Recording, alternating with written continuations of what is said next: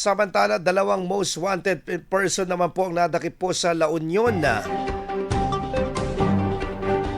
Ito po ay sa magkahiwalay po ng operasyon po ng pinagsalim na puwersa po ng Police Regional Office 1 o PRO1 sa lalawigan ng La Union. Unang nadakip po sa bayan ng Balawan ang isang 47 anyos na lalaki na itinuturing na top 3 regional most wanted person.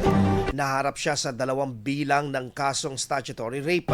Samantala, sunod na naaresto naman sa bayan ng Aringay ang top 2 most wanted person na kinilalang isang 37 anyos na construction worker na nahaharap sa kasong may kaugnayan sa illegal na droga. Sa kasalukuyan, nasa kustodiya na ng kanilang himpilan ng pulisya ang mga suspect para sa dokumentasyon at kaukulang pagsasampa ng kaso. Kaugnay nito, muling iginiit ng mga otoridad ang kanilang pinaigting na kampanya laban sa kriminalidad at partikular na sa paghuli ng mga individual na may kinakaharap na mabibigat na kaso.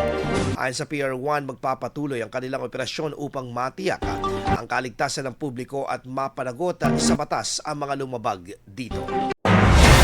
IFM News. IFM News.